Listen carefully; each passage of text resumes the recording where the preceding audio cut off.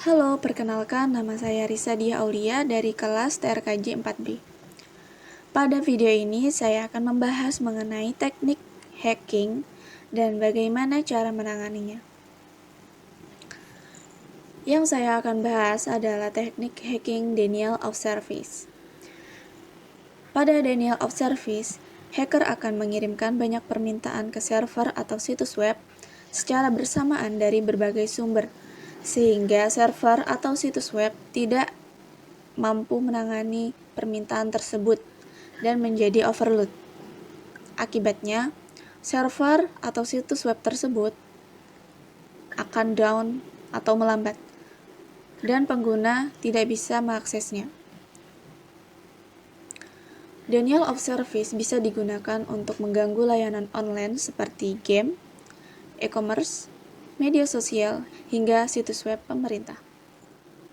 Ada beberapa teknik denial of service. Yang pertama, ada flooding attack, yaitu hacker akan mengirimkan sejumlah paket besar atau permintaan ke server hingga server tidak dapat menangani beban dan berhenti merespon.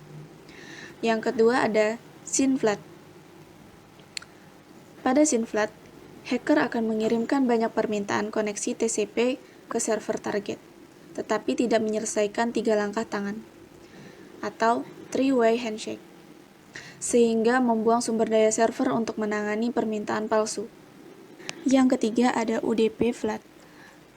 Pada UDP flood, hacker akan mengirimkan datagram UDP dalam jumlah besar ke server target yang dapat membebani server dengan memproses setiap paket tanpa kebutuhan koneksi terlebih dahulu.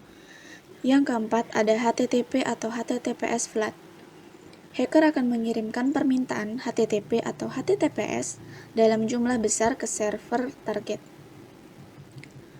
yang menghabiskan sumber daya server dan membuatnya tidak responsif terhadap pengguna yang sah. Dan bagaimana cara penanganannya? Berikut cara penanganannya. Yang pertama, ada filtering, yaitu menggunakan perangkat keras atau perangkat lunak firewall untuk mendeteksi dan memfilter lalu lintas yang mencurigakan. Yang kedua ada rate limiting, yaitu menerapkan pembatasan kecepatan atau jumlah permintaan yang diterima oleh server dari satu sumber untuk mencegah banjir lalu lintas. Yang ketiga ada black hole routing, yaitu mengarahkan lalu lintas dari sumber serangan ke black hole atau alamat tujuan yang tidak valid untuk menghentikan serangan.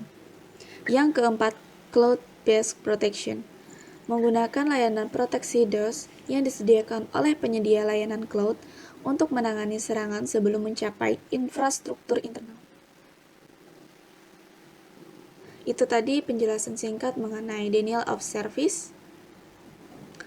Saya Risa Dia Aulia dengan NIM 2201402021. Pamit undur diri.